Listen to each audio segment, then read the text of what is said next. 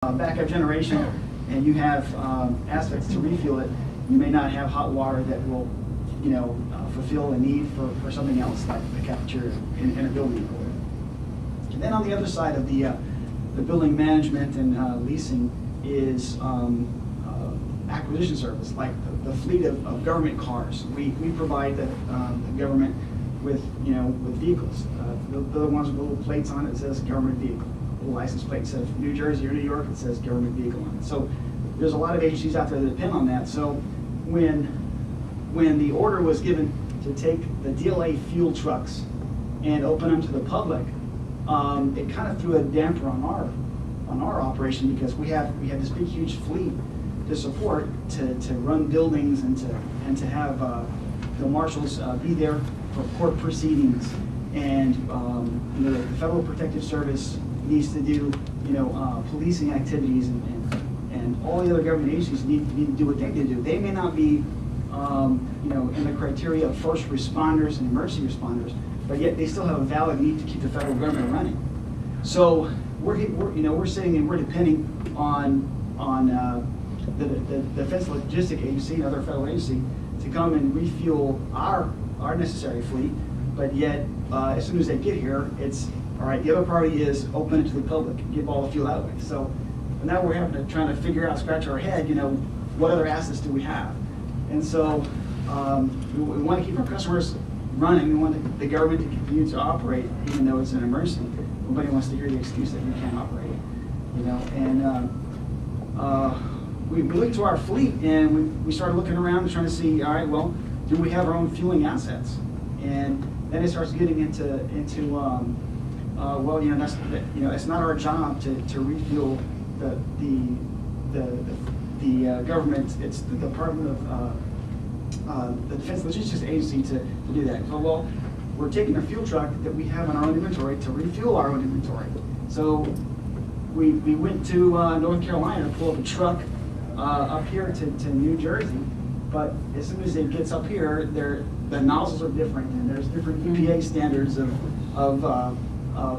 vapor reclamation, and by the time we got all the waivers and stuff, then the power started to come back on, and the gas storage is starting to disappear, and all the assets that we try to spin up is becoming a waste of time because it's no longer needed. But it definitely gave us a new vision of what if, because of the support that you're expecting to come up here in the next couple of days may be, presidentially directed to be allocated somewhere else.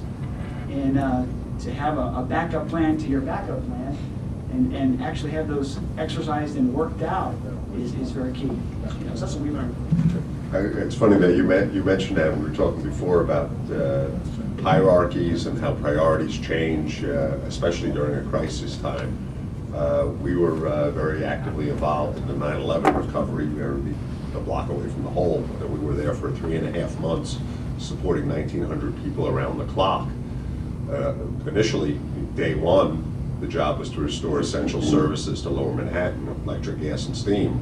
Within 24 hours, that focus changed under United States presidential order.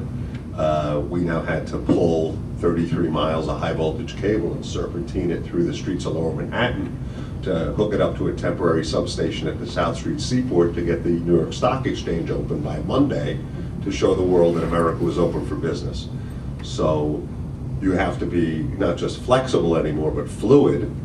And again, you also have to have the leadership in place that can make those calls and can shift on a dime an entire organization, okay, of a couple of thousand people, and get them refocused into a totally new endeavor, and then be able to change gears once again once that's completed and go back to your initial plan. So the fluidity of the organizations and that we've been fortunate enough to work with, I think, is the most impressive.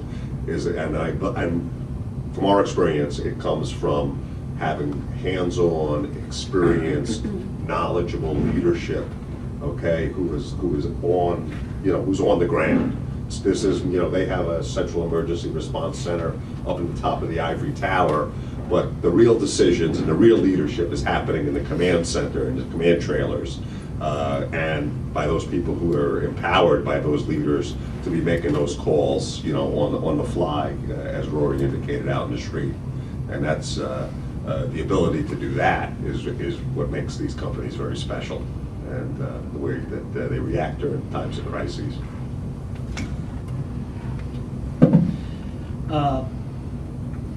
Let's see, A&M Industrial actually gets involved more or less after the fact, and that's quite important. So they come in as what I would term as adaptive resilience. It's really after the fact, and very important. I like what you said about fluidity and being able to change the priorities on the dime. But let me look at it from the perspective of prior to the event. You know, if we have some time, obviously it helps, and the more time, the better planning can be done. So somebody earlier on, I think it was you from Chubb that was mentioning how having 7 days advance warning really made a difference for you guys to be prepared. So in terms of advanced planning, be it interorganizational on the institutional side or the public sector, or be it in terms of private, are there elements of advanced planning that you would say, you know what, we got to do this next time? That is mission critical. Well, I think you always have lessons learned from what you've done, and then you apply those to their applicable plans. But one of the things you got to realize is when, you know, something happens, sometimes you would get like say, for example, New York City had what used to be called the DASK plan, which is a plan where they had their disaster recovery centers, they had prearranged agreements, they had floor plans all done. So everything's lined up. Basically, you can go and occupy that building. I don't, from a federal perspective, I don't have to worry about leases or any of that kind of stuff.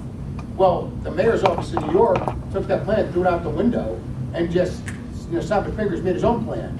So you can have the best plans in the world; they can be all thought out. Everyone can be in agreement with them, but then you get some higher figure, some political influence, and it takes everything that you've done and throws it out the window. That's not to say that you shouldn't plan the best you can, but you have, you know, in a crisis, you got to realize a lot of times there'll be other influences that'll take what you think is already set in stone and totally just toss it away and come up with something new. Actually, they do that. So, I mean, that's just something to keep in mind. It goes back to the leadership. SOP. Leadership good, leadership bad. We still have to figure out that debate. As we continue to move along this timeline of preparedness and how we reacted and where we fell short the last time, FEMA started doing it the year after Katrina, 2006, and that is pre-staging certain resources and equipment along the path of anticipated storms up and down the coast of Atlantic coast and the Gulf Coast. At the state level, we didn't do that much of it up until Irene so much, but after Irene we started to think about it more and start to do a little bit more of it.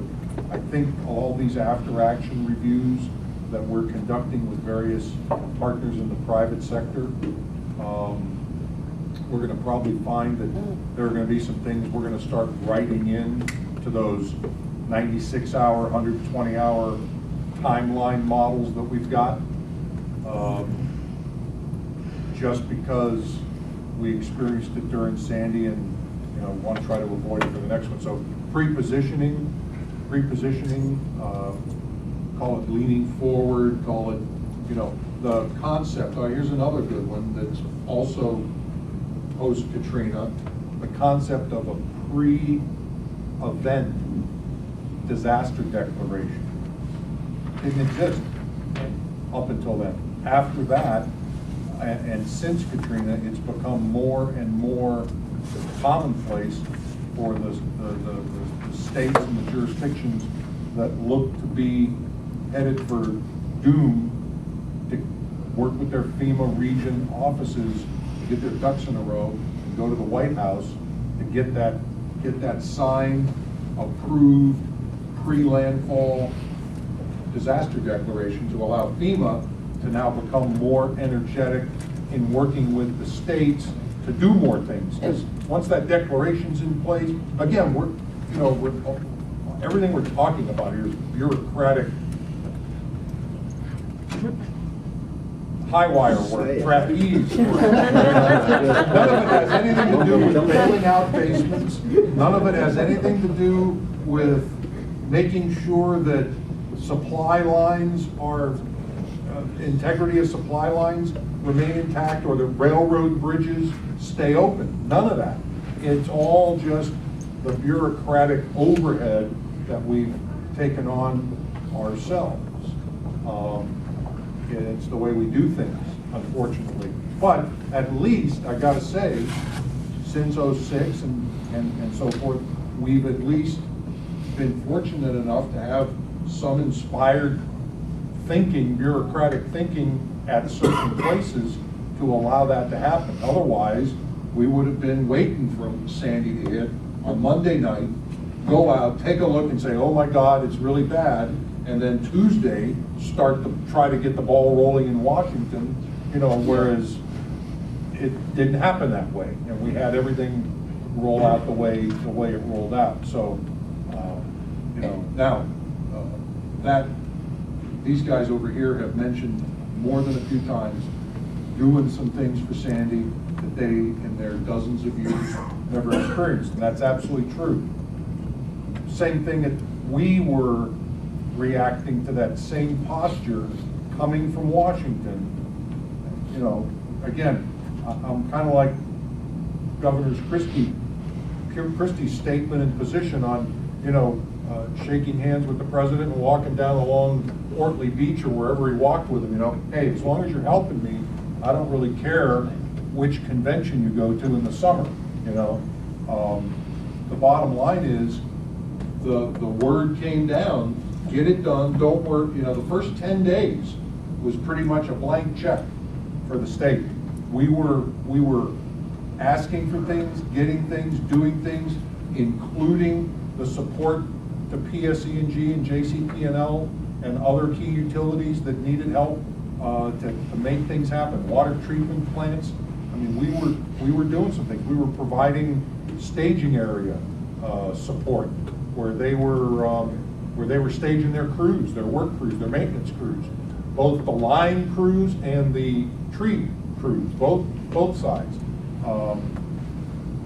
So I think there were a lot of those kind of things that were happening. Now, will it happen for the next? Will we benefit from that the next time around? Who knows?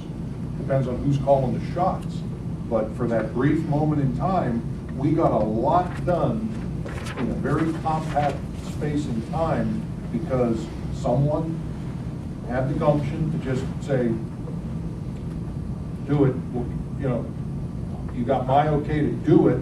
We'll catch up with all the paperwork and who's going to pay later.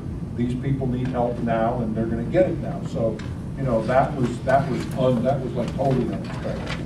Totally.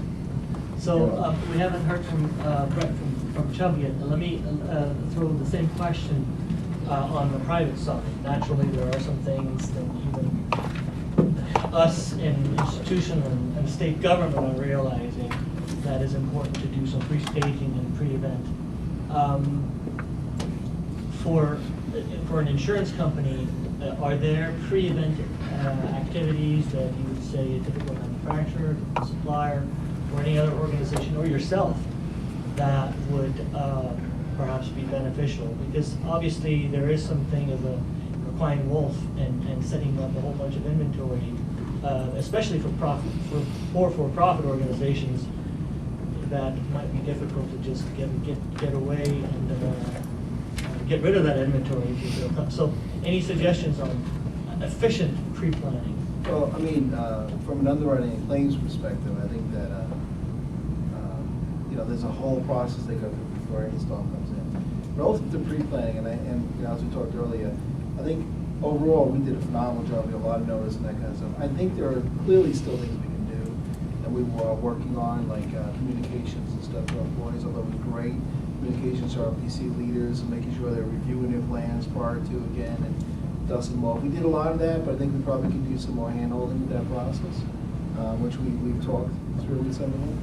I think on the supplier side, because I know some of our groups might have struggled with some of the primary suppliers like you did, and maybe reaching out to others. I know there's some analysis going on right now on some of our sites about some of our suppliers. And, one of the issues becomes cost, as you know, you guys talked before about, bringing water up from Atlanta versus local.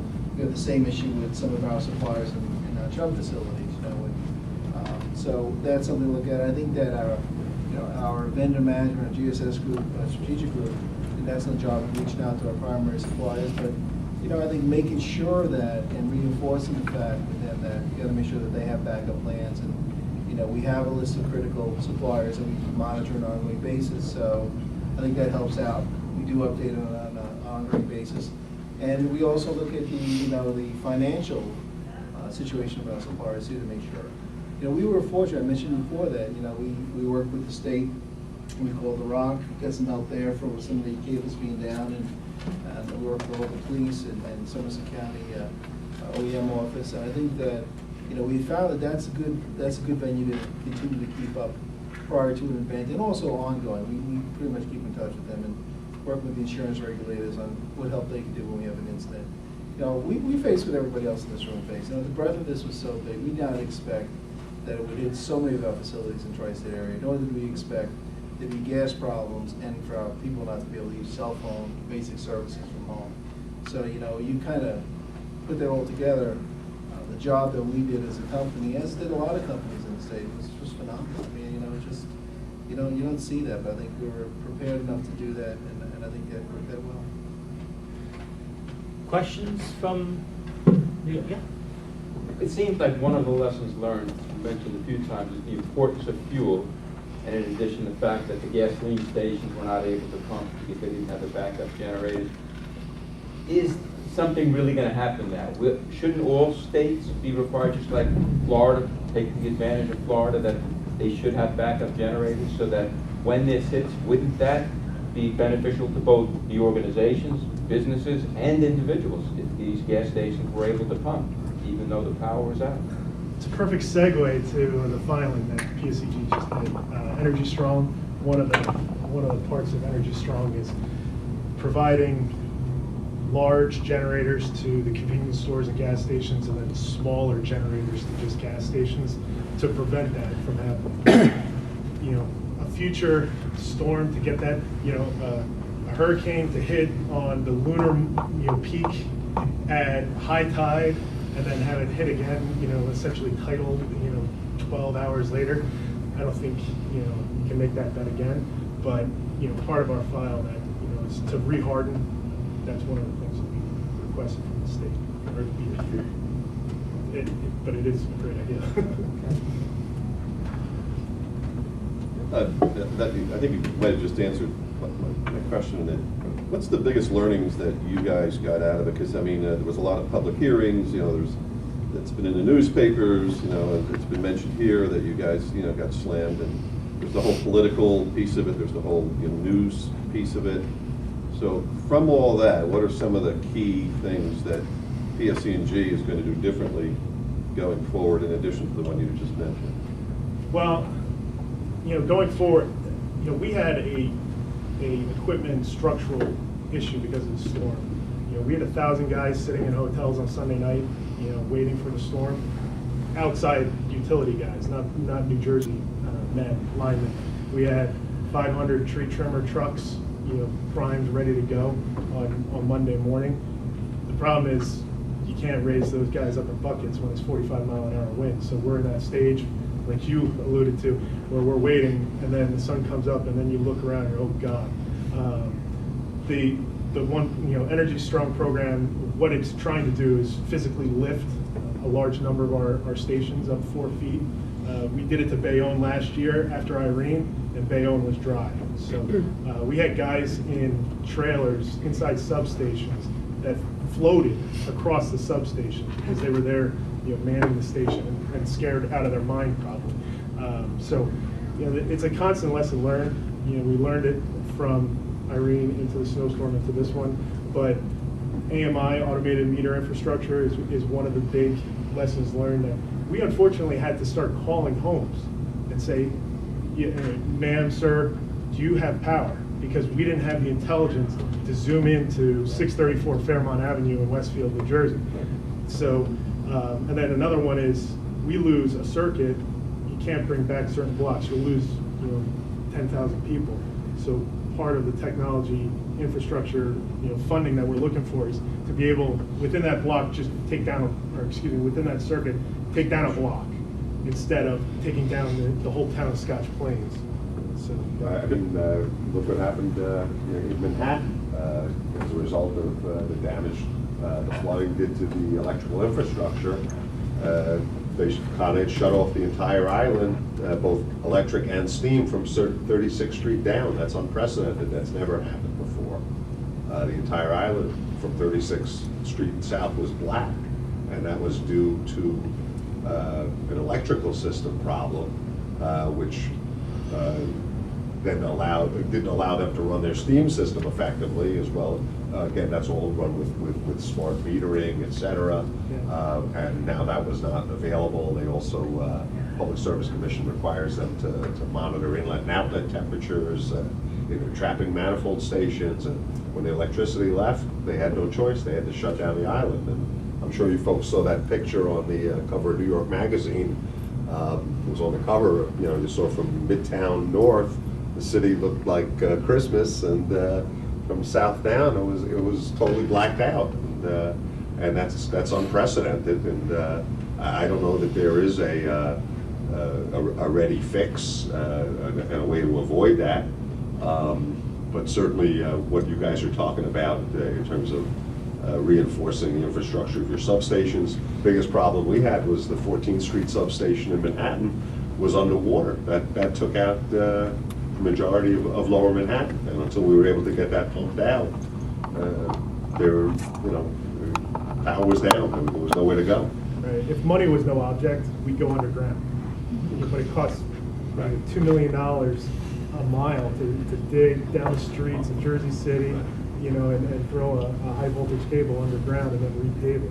So we have to, we're obviously a rate-based company, so we have to be cognizant of the cost. So it's an infrastructure. I think Irene taught us a lot in preparation, but we're always going to learn. Let me ask a follow-up White House related kind of, White House press corps does the follow-up question, so I want to do a follow-up question. And I'm not sure if it was you guys or not, but there was, let's just ask the question. Rate bills went out, and they went out to customers who were out of power, and they gave them a regular bill, and they were expected to pay it, and then the rebate, they were going to take care of it later. In hindsight, if that was you guys in hindsight, was that a good way to handle that, or what's been the fallout or lesson learned from that? Was it you guys first of all? The simple man answer to that is a lot of your bills are, if the meter's not read every month, it's extrapolated out on average use. Yep. Right. So, to be honest, being in the experience, we had, I think there's 1,800 service company members, and more than half were out in the field doing Superstorm Sandy recovery, physically in trucks, because we had guys from New Mexico driving around the streets that we live in, and they had no idea where they were going or the fastest route to go. So we had a woman who analyzes the risk of our supplier base, sitting in a truck with a bunch of New Mexican linemen to point them in the fastest route. So yes, it's a lesson learned, and unfortunately it's a bad lesson that we went through and ended up going. I think every utility got slammed on it, but we got hit on it. So. How would you do it? Going forward, is there any other way to do it than what you did? I'm not going to answer for accounts payable. Not do it. That's my answer. Financial legal. Sorry, I didn't mean to put you on the spot. No, it's fine. Well, for the record, I came from New Mexico, and I still don't know my way around here. So. Go ahead. Two quick things. First of all, three people have mentioned today issues with contracting. Quick story. The Postal Service had fuel delivered to their Kearney sort facility, huge facility. They needed about a half of the tanker load of fuel, and they said, great, now take this other half and take it over to this other sort facility. fact, I'm sorry, my contract only says to deliver here, I'm not gonna do anything else with it.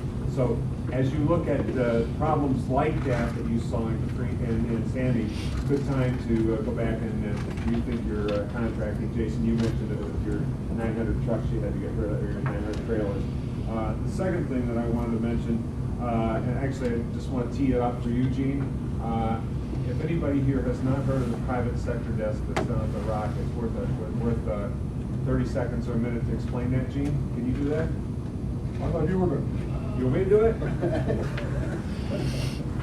Our office, OHSP, for Hurricane Irene, started a new activity based out of our State Emergency Operations Center called the Private Sector Desk. It had been a concept that had been in the works for a couple of years. We weren't sure how really to approach it, whether the original concept, the original idea was based on some models that I think California had begun to implement, integrating members of the private sector. Primarily in California, it started out with utilities.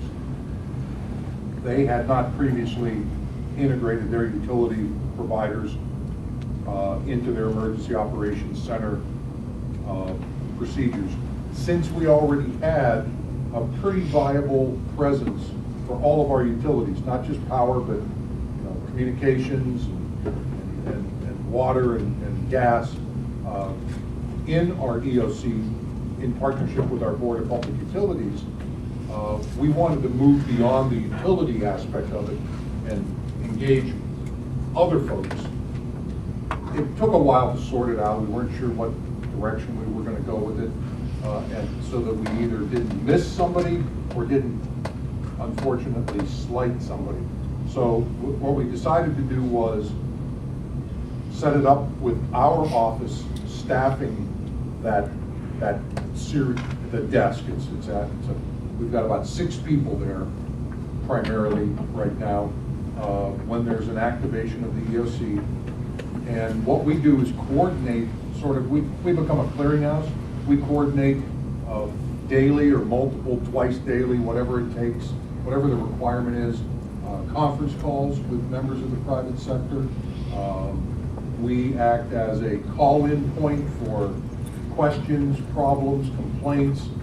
We had supermarkets calling in to tell us that they had employees who wanted to stay in the supermarket overnight so they could continue to this was after the storm, so they could continue to work through the night at rehabbing the store and getting it up and running again. But because the local town had a curfew, police came by and said, "You got to get out of here. You can't stay here." We had other instances where people weren't allowed to get to Port Imperial Ferry, had been running people back and forth, emergency service workers or something, into the city, and had people who couldn't get home because they were leaving Weehawken and going to wherever, doesn't matter. And there was a curfew, so they got stopped by the police and told, you can't be out of the, so we had a lot of those kind of issues. We also had people calling in with information of either help that they could offer or what have you. So what I would recommend is anybody in the private sector that's here today that was not aware of that activity taking place, see me before you go, drop off a card. We will get you on a mailing list. We'll get you on an email list rather, to plug you in for future activities where we begin with either a phone call. We haven't done a webinar yet. There was some talk of doing that. We're trying to get to the most people in the easiest way possible. So up till now, that's been a mass call, mass call kind of call. But it's a work in progress. We toyed around with it, started it during Irene, got it a little bit more activated during Sandy, and we're going to continue to build on it. But the idea is to integrate more of the private sector's capabilities to partner with us on not just donations, aspects of things, but just true recovery aspects, recovery activities, response and recovery that we can work with together. In fact, I want to say there was I think it was PSEG. You guys have your own fuel trucks? Yes. Yeah, I think it was. I was, for a while, when I was on the phone, I thought I was like on a reality show called Barter Kings or something. Because I was talking to a guy in New Jersey who worked for a refinery. And the supply they had on hand in South Jersey, in Paulsboro, was already spoken for by contract, already gone. They had hundreds of thousands of gallons of fuel, but it was spoken for, it was going where? To the airport. Okay. But they had a sister refinery in Delaware with like 20 fueling points on their fueling rack, sitting there ready to just dispense any kind of fuel we wanted, everything from number 2 diesel to super high octane. All we needed to do was send the trucks down there. So we had a truck that somehow we got a hold of. A guy was sending to us from Tennessee, okay, full of gas that we bought. The state bought it for I don't know how much, quite a bit. But we asked the guy to go back to Mitch's statement about the driver not being allowed to go from point A to point B or something. We asked the guy who was sending us the truck in Tennessee, can we keep your driver and your truck for a couple of days and use him? Because we got a refinery that's got gas, but we got no trucks. So he said, yeah, sure, just feed him. And he doesn't take much. he doesn't take much to operate. Just feed him and give him a place to sleep and he'll be fine. So we did that with that guy. But then I got a call from someone, Frank McCormick or somebody that I was talking with that night at PS, and they said the issue was fuel for the service trucks. And I discovered that they had fuel trucks that they could send. And I said, look, I'll tell you what, it's not gonna be like free, but if you've got trucks, send them, I'll put you in touch with the guy in Delaware, So we ended up making a connection for PSE&G to send trucks, if they needed or wanted, to Delaware to load up, to just take a purchase order and pay for what gets pumped. So, we were facilitating a lot of those kind of connections that maybe weren't intuitive or already set in stone connections that people had. So That's a very good, that's an excellent example. that's the kind of stuff we're trying to do with that desk, is kind of venture out into the why not kind of world, and just because it wasn't written down or somebody didn't think about it the last time, just do it. Just go out there and just do it. And that comes with regulations. And getting oversight overweight permits is not something I can waive, or DOT writ large can waive coast to coast. It's a state-to-state issue, because they're the ones who actually have to maintain and operate these interstate systems, but for the greater good that goes back to not only our Commerce, but Department of Defense. So one of the things we did coming out of Irene was we knew that we had problems getting timely weight and size waivers, especially on weekends, especially during holidays, and especially at night. So through our Crisis Management Center and DOT headquarters, we worked with the American Association of State Highway Transportation Officials so that we could get any permit office opened coast to coast, okay? Literally within a moment's notice. We've got MOUs with governors, we've tested it. So this was the cool thing going in, was, boy, we've actually think we got this one solved. On top of it, on October 1st, Congress enacted a law called Moving Ahead for Progress in the 21st Century, or MAP 21. Now what that did was, in a presidentially declared disaster, in accordance with state laws, and permits are only used exclusively to come in to a presidentially declared site, you can waive the 80,000 pound weight limit. Basically, you make it anything you want. You put as much fuel and fuel tanks as long as you can get the permits, and we will work with you to get those permits. However, when the disaster's over, it goes back to 80,000 pounds. So we had a problem with folks bringing in 100,000+ transformers, found out they didn't need them, and you're stuck now. You can't get them back up. This law was so new. I found out about it at the end of September, and that was about as much training as I got. So we learned about it in real time, so that our system did work. It worked a lot, in fact, working with pipelines and hazardous material safety, so that he could get fuel trucks from Tennessee fairly seamlessly, because we had worked it with every state. The Federal Motor Carrier Safety Administration had a website with every state permit, every declaration. In New Jersey, the new norm was 93,000 pounds. It got to be in New York, the new norm was 116,000 pounds. So that's very, very different. The reason why MAP 21 was written the way it was is because they didn't want debris going out when it at 100,000 pounds. And we had a lot of problems with Pennsylvania taking debris, because people were trying to gain, they were saying, listen, we can get more 100,000 pound trucks out. And I said, no, no, no, it's over, 80,000. One of the things I set up, and we've always set up, is a hotline, a call-in center. And we do that for, first of all, coordinating permits and waivers, so that we can get folks coming in, so they don't get stuck. And the other is situational awareness, so I can tell you where to go. Here's the best way to go. One of the reasons, Mitch talks about the Postal Service. Well, Postal Service is underneath the DOT in ESF1. So if I want to know what roads are open, and I want to know if they can handle a 53-foot truck or a fuel truck, I call a postmaster. They know, they deliver door to door. So that's a pretty clever way of knowing where things are.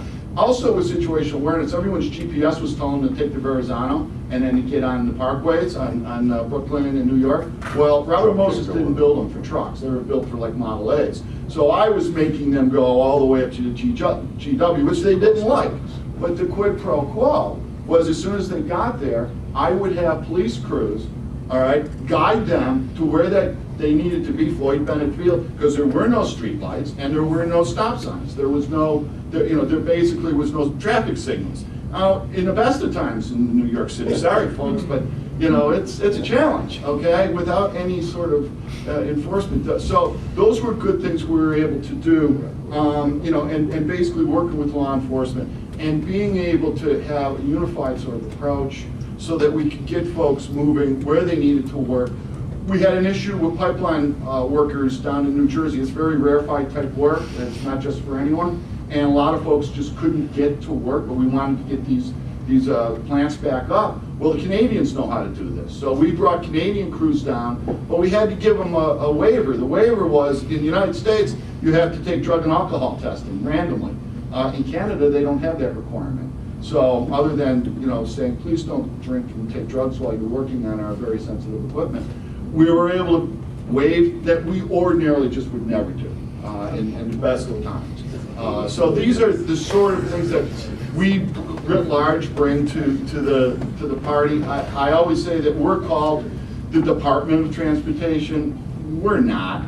We're the Federation of Transportation. The Federal Transit Administration rarely talks to the Federal Highways Administration, who rarely talk to the Federal Aviation Administration, except when we're in times of disaster in ESF1. Then we work like a real Department of Transportation. And we sort of almost want to be in response forever, but we're not. As soon as the Waffle House opens and Anderson Cooper leaves, then we're in recovery. So we're almost to the end, perhaps another 5 or 7 minutes is what we've got. One of the key things that came up when we were setting up and discussing this is in terms of learning. In fact, the whole concept of the talk today is about learning from Sandy. And as much as some of the events and some of the occurrences, experiences that we've had with Sandy, it makes for great stories. I think some of the ones that were mentioned here today are actually transferable to the future ones. So I'm going to set up a question, and this is open to anyone in the audience or the panel that would like to comment on, is, are there learnings from Sandy that you say with absolute or above 80% certainty, this is something that we're going to use in a majority of the cases of disruptions, natural disasters that could occur, and less pertinent to the situation. So you don't necessarily have to have another Sandy to use it, but these are lessons that are good for the organizations. Or should we just say that's impossible because the disruptions are all different? Each one is unique. I'm basically an importer. Everything my company sells comes in through the port of New York, New Jersey. And we had a strike threat 4 or 5 times in the last few months. We've had the port shut down for other things. One of the things I've really learned is it doesn't take a lot to shut down the port. I'm a CT-PAT registered company, and we have a pretty much express lane coming through. I had containers go to Norfolk, Halifax, one wound up in Jacksonville. These were ships that were sitting out at anchor for a little bit and said, we're out of here, we're gone. And I learned that I need to proactively go out and make agreements to get goods moved when a container shows up in a port that it wasn't destined for. You know, I was pretty much hat in hand saying, who can pick up this container for me and get it back to New Jersey so I can unload it and get these goods to market. So that was one of my main things, was to see that I need a backup plan for my port, which I didn't have before, which it was such a rare occurrence, but I can just see it happening more and more as we see sea level rise or whatever happens in the next few years. Any storm can flood the port, and it's just something that's gone way in the back of my mind, right up in front of me. Other comment? Yeah. Just real quick, having lunch with them, and one of the words that keeps coming up was fuel. And we didn't anticipate something such as fuel would be like the hottest thing. I was telling them, good thing I only have 2 ears, but I have one phone on each. I work for Bloomberg and I manage the infrastructure, so I'm a fuel supplier for the data centers. And we don't sell data, we don't sell cards, we sell data. We have contracts with the financial, we have SEC requirements and all that. So it really can't go down. And one of the things that I was trying to sell my guys on was to pay a retainer fee for emergency fuel delivery, and they all moan and grind, and I couldn't get them to do it. Finally, now that Sandy hit, I have a vendor, I have 2 emergency fuel vendors lined up, and we are going to pay retainer for each of the data centers and probably other location as well, which means basically you pay a monthly fee, and they guarantee you a truck that will provide you fuel for as far down in Louisiana or Texas if they have to. The good thing about it is they'll deliver that fuel anywhere in the United States. So finally they bid into it and they're going to fight for that. So I guess one of the things we learn is, you can't prepare enough for fuel, you have to prepare. Just out of curiosity, and I meant to ask this question mainly from the private sector folks earlier on. This goes back to Chuck's first presentation of the day, practically, aside from Kevin's. Business continuity plans and crisis management plans. How many actually have it and it's active? Just show of hands. How many consider revising or a fresh perspective on it after Sandy? Can I say one thing that now with every storm has become a big deal. Every storm that comes through, Weather Channel names every storm. That really drives me up the wall. Super flurry eddies coming. But what we're seeing there is the worst thing that can happen to us is them say, here comes the big one, and it veers off. I think it was, when we looked at Sandy, it was only the European model that was bringing it this way. I learned what a European model was from meteorology. But it was the one that everybody kind of said, okay, this is what's going to happen, this storm is coming. If it had gone this way, we wouldn't be having this meeting today. And everybody would have said, oh yeah, they're just blowing smoke, it's not happening. And that's what scares me the most, is that every storm is going to be the big one now, and everybody's going to get complacent. So how do we keep that front of mind? How do we keep people engaged in making these plans? Perhaps that's the good segue for the last question. And Kevin and I would argue that we've kept the best for last, just to make sure the academic side of the table also gets a say. We were wondering, in terms of our graduates from Rutgers, which, by the way, just this past week, our supply chain management group got ranked 20th by U.S. World Report on supply chain management. Most of you know we're ranked number 3 in the nation with Gartner, so we believe we have good products coming out. But in order for us to make them even better, how can a supply chain management MBA or undergraduate, when they come out and they're interviewing with you guys for jobs, how can they be an asset in terms of crisis management and disruption management? And let me just preface that by saying, when we first started talking about this on the phone, the first reaction was, keep them in the office, get them out of my way, because they don't know anything, and they're just going to be a nuisance. So, and we would like to turn that around. Is there anything that perhaps the panel can suggest for us to get better products for you guys? Thought? Well, Yeah. actually, I don't know if this answers your question, but I spoke to the guy, I forget his name, when we were eating lunch. Yeah. Encourage people to do internships. Okay. You know, or the guy encouraged him, there's a FEMA summer jobs coming up. So someone's not going in there with just the whole academic knowledge, they actually have some real world experience. So when they get in there, maybe their summer job was writing an emergency plan for an agency or a company, and they have experience doing that. So they have some kind of real world stuff to say, hey, I was just here doing my internship, I actually did this type of emergency management plan. Do you guys have that, or would you like me to maybe refine what you do have? See, I already like the idea. And what if we don't? We certainly would look into internships. But what if we don't necessarily have to have an internship? You got the What if that? Salvation Army, you can volunteer for them.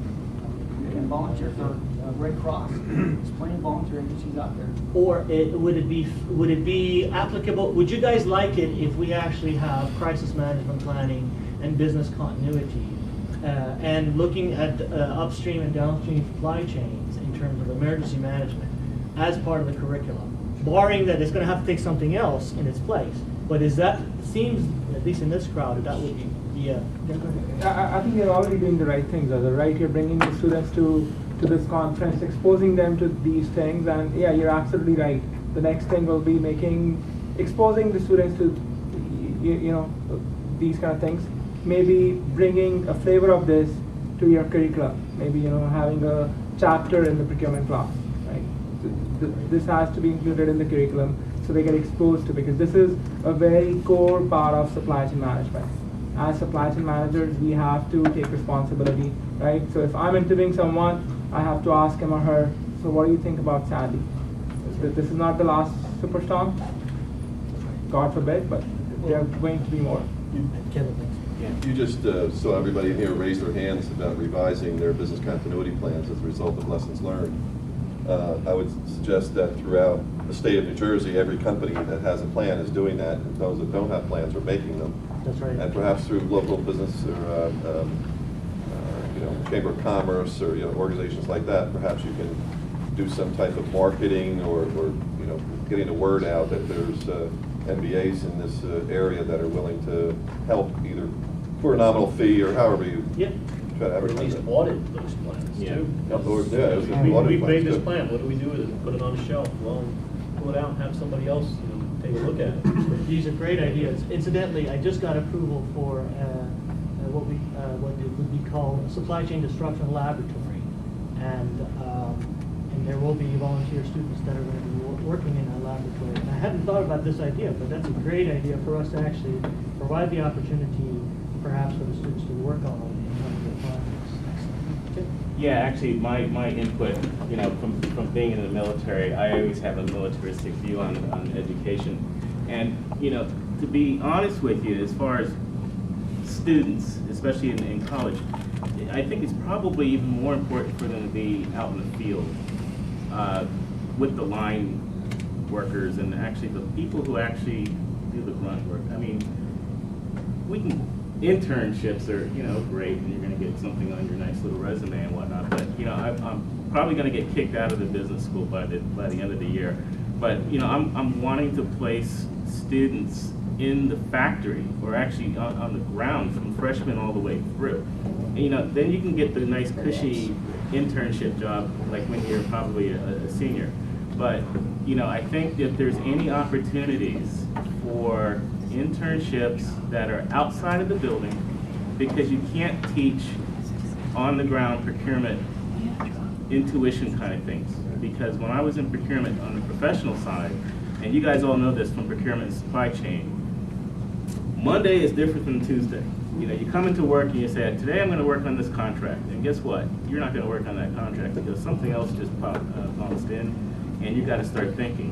When you come to disasters, you can't teach that, unless you have, real life kind of experience. So I'm opening the floor for you guys to go back and maybe think about how could you reutilize interns in a way that gives them that, you know what, you're going to roll up your sleeves and you're going to get out there and you're going to work with our guys in laying lines and the pipes and getting fuel from one place to another.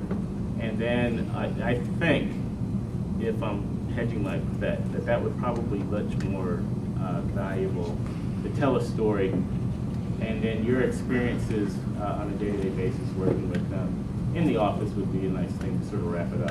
And then keeping those continuity plans fresh, it's one thing to write it and then you throw it on the shelf, but having the students sort of go through them and audit them, as it was said over here, and then have them participate in the exercises as well. Can I just Yeah, one last absolutely. thing? When I talk to other kids and, you saw my write-up, college was some of the best 11 years of my life. But what I've told kids, the hardware, the hard science of our craft is there. We know what a transponder is. We know it's a good thing to have. We know, critical time management. We know what that is. We know we've got lots of highway access boards, what we call intelligent transportation systems. We have a lot of ability to communicate. To me, the vast frontier in emergency management is the soft sciences. How do you craft a message to get people to do the right thing at the right time? Having been down in the Gulf Coast, you had people, well, we've been here for 300 years, we're not going to leave. And then the next thing you know, there comes a Katrina.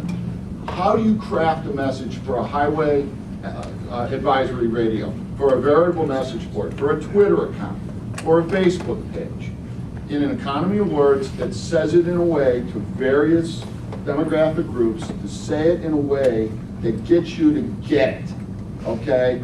And Craig Fugate, who's in charge of FEMA, he says nobody should really have to evacuate 10 miles. So why do people in Florida evacuate 100 miles? Or don't evacuate at all? One of the studies that came out of either Texas Tech, one of those schools, during Hurricane Gustav and Ike, was that if you're a family, if you're a family with kids, and you tell them in 72 hours a storm's coming, they pack up and leave. There isn't a whole lot of science to that. But when you get to different sort of demographic groups after that, it's a lot harder. A lot of people died down in Galveston. People with PhDs, people with no high school education at all, because the message didn't take it seriously.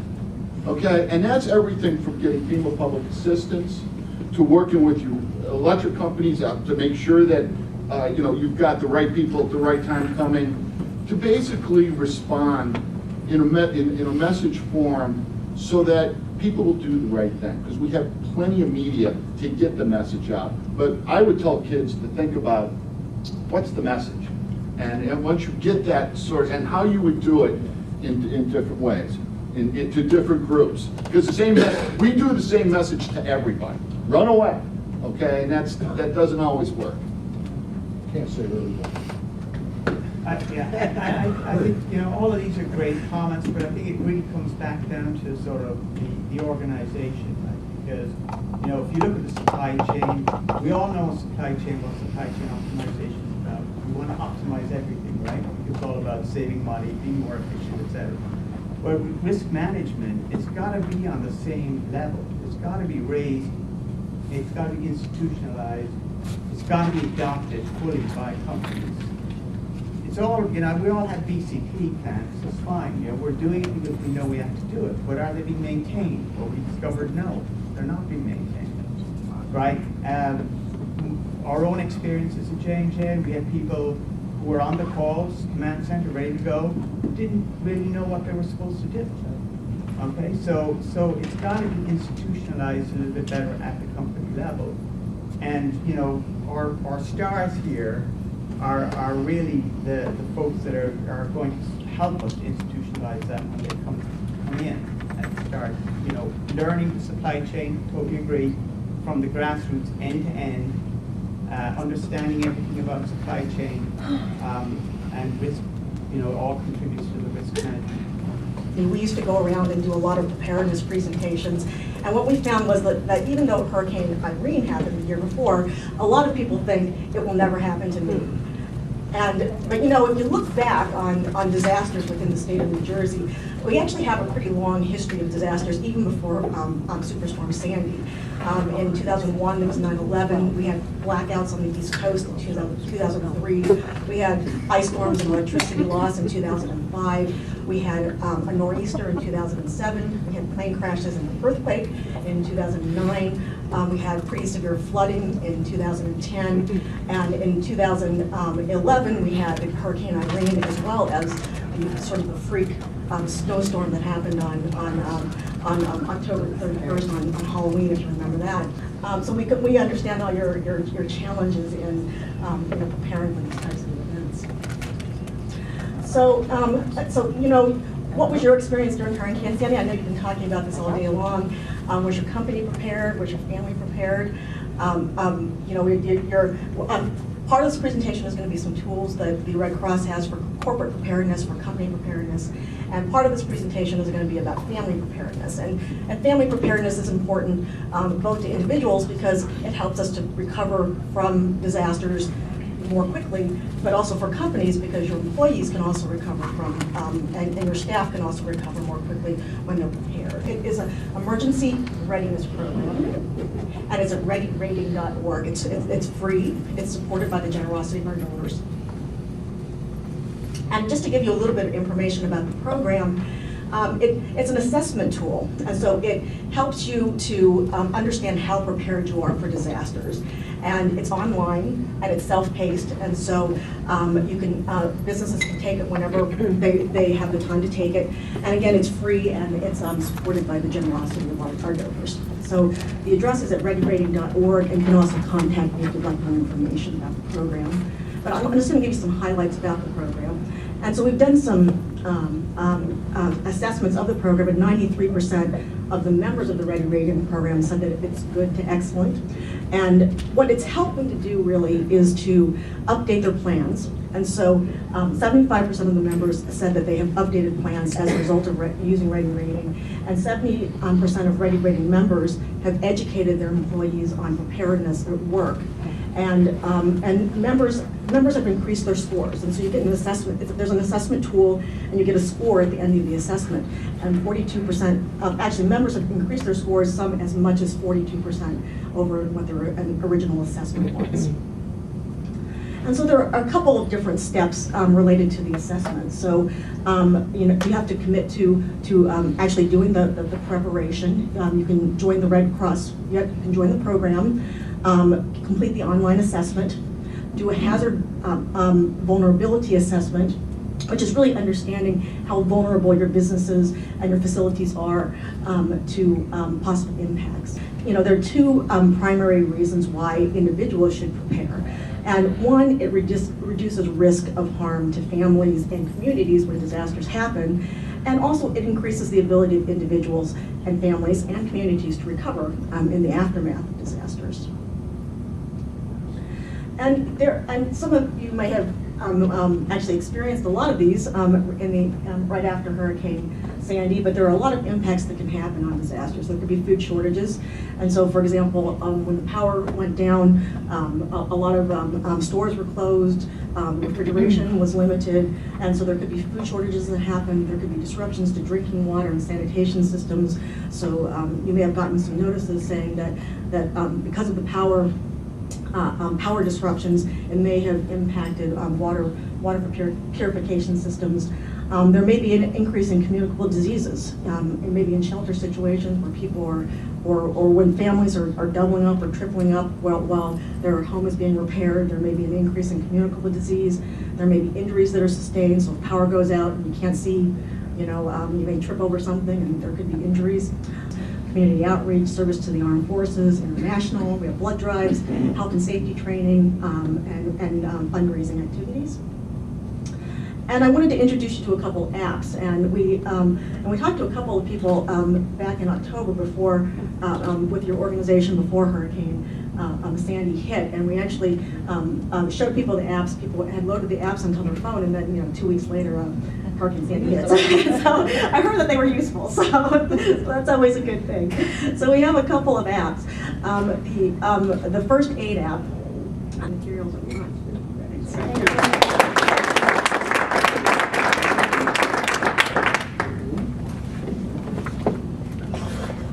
Thanks, Kyle. Great presentation. So we are about 20-25 minutes ahead of our schedule, which is a great news. So what do you guys think about today? How did the forum went today? Great. Good. So I always ask one question: did you learn a single thing from this forum? Yes. That is great. So personally and on behalf of ISM New Jersey, I would like to thank all of you to participate in this forum, to make this a very successful day. I hope you learned something today, and I hope you're taking some experience back, and all of you, the best thing is all of you participated in this experience and in this discussion that we had today. So a few names that I would like to take from personal level: Jason Wills with FEMA, Jean Haplia, Mitch from DHS, Bert from SERP, Department of Transportation, Terry and James both, Rutgers University, both Kevin and Arsh, and all the 3 students. All the other panelists, if I'm forgetting someone, Salvation Army, of course Red Cross, thank you very much. Our sponsors, and of course not to forget our own ISM New Jersey volunteers and the planning committee, because you can well imagine it takes a lot of time and planning to put together this. So let's give all of us a big hand.